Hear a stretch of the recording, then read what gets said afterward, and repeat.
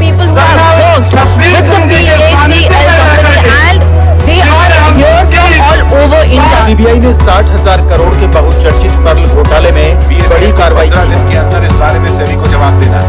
आरोप है कि पीएसीएल ने लोगों को लुभावनी योजनाओं का झांसा देकर करीब 5 करोड़ लोगों को ठगी का शिकार बनाया। Hey guys and welcome back to my channel polymath Durrani. और आज की इस वीडियो में हम लोग बात करने वाले हैं एक ऐसे स्कैम के बारे में जो कि बहुत ज़्यादा अंडररेटेड है और बहुत बड़ा स्कैम था। ये शायद ही बहुत कम लोगों को पता होगा इसके बारे में, तो आज इसी के बारे में हम लोग डिस्कस करेंगे। तो भाई साहब, मैंने इस वीडियो के लिए खासकर बहुत ख़तरनाक वाली रिसर्च करी है, बहुत ख़तरनाक वाली।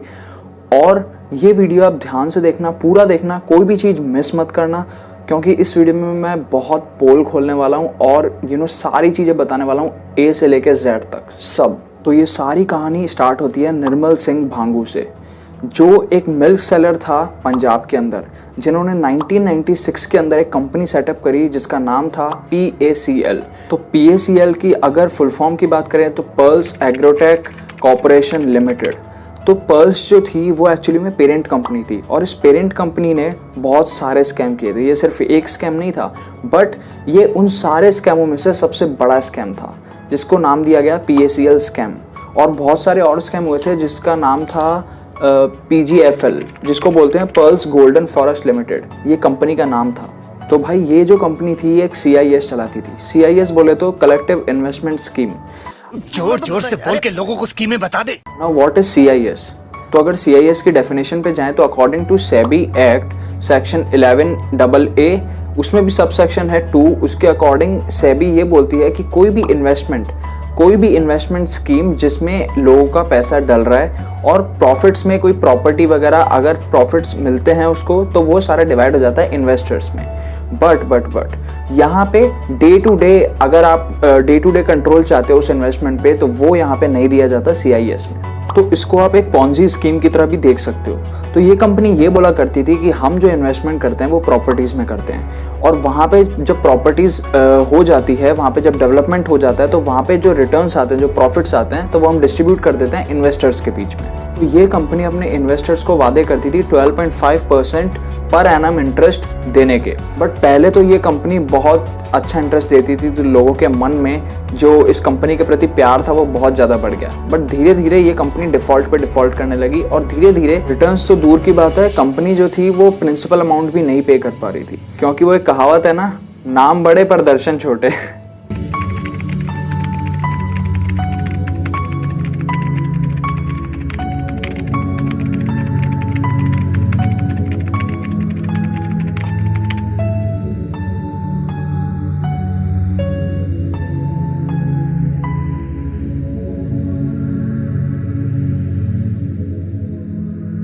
और मेजर रीज़न तो ये था क्योंकि इस कंपनी के जो सारे ऑपरेशंस थे वो सारे ऑपरेशंस ओपैक थे।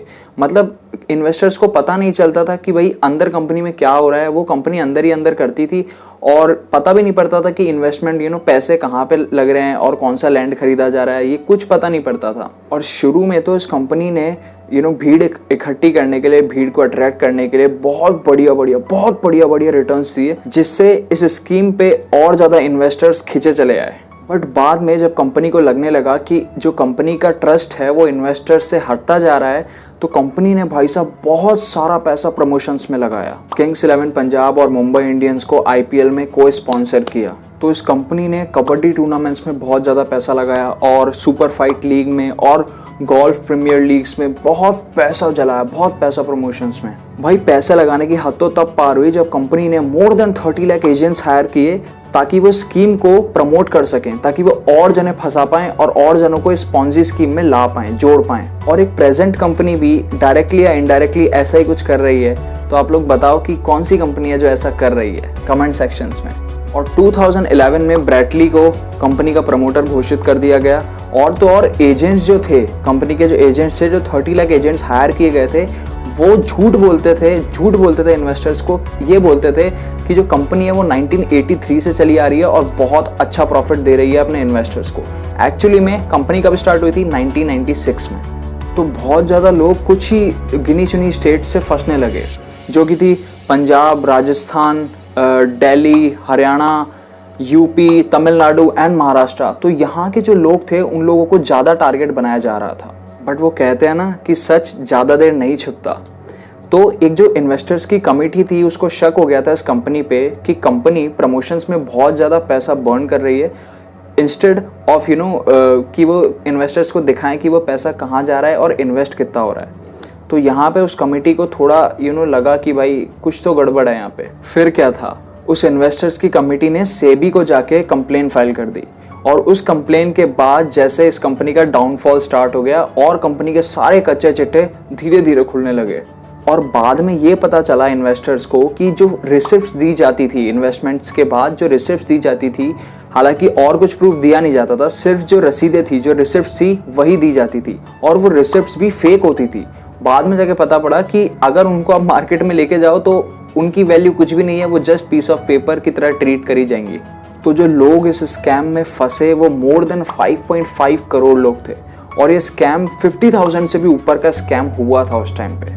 और तो और भाई यहाँ पे भी नहीं रुके ये लोग, इन्होंने P7 नाम से एक न्यूज़ चैनल लॉन्च किया जहाँ पे खुद की स्कीम्स प्रमोट किया करते थे भर भर के। तो जब भांगू को पता पड़ा कि वो अब पकड़ा जाने वाला है तो भाई उस बंदे ने इंडिया में छोड़ के फॉरेन कंट्रीज में इन्वेस्टमेंट स्टार्ट कर दी, लाइक ऑस्ट्रेलिया में इन्वेस्टमेंट स्टार्ट कर दी। तो भाई 22 अगस्त 2014 वो दिन था जब सेबी को पता चल चुका था कि इंडिया में बहुत खतरनाक स्कैम हुआ है। और सेबी ने उसके बाद में कंपनी को बोला भी, भांगू को बोला कि इन्वेस्टर्स का सारा पैसा इन्वेस्टर्स के पास जल्दी पहुंच जाना चाहिए, नहीं तो सख्त कदम उठाए जाएंगे आपके खिलाफ। बट भांगू भाई कहाँ मानने वाला था। तो ना मानने पे एनफोर्समेंट डायरेक्टरेट ने भांगू पे चार्जशीट फाइल करी और जो भी PACL के एसेट्स थे वो सारे सीज करना स्टार्ट कर दिया गवर्नमेंट ऑफ इंडिया ने। बट सीज करने के बाद भी कंपनी से जो रिकवर हो पाया था अमाउंट वो था 11,000 करोड़ और एक्चुअली में स्कैम 50,000 करोड़ से भी ज़्यादा का हुआ था, पर 40,000 करोड़ अभी भी मिसिंग थे। तो PACL ने पूरा पैसा तो दिया नहीं, तो आखिर में जाके 2016 में भांगू को अरेस्ट कर लिया गया। तो धीरे धीरे सेबी ने जो रिफंड प्रोसेस था वो स्टार्ट कर दिया, जो कि स्टार्ट किया गया सेबी PACLrefund.co.in पे।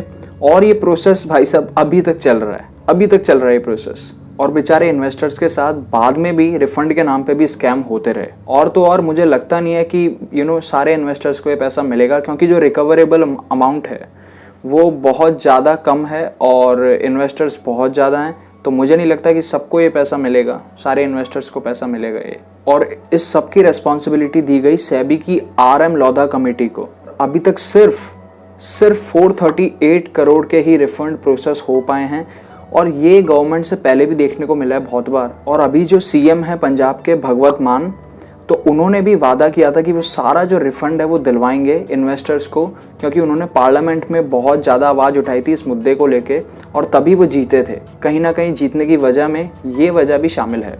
तो एक्चुअली में मेरी खुद की फैमिली भी इस स्कैम का शिकार हुई थी और ये देखिए रिसिप्ट्स और इनकी हालत देखो कितनी बुरी हो रखी है। और ये इसी उम्मीद में रखी गई है कि भाई कभी ना कभी तो सेबी मतलब गवर्नमेंट पैसा देगी।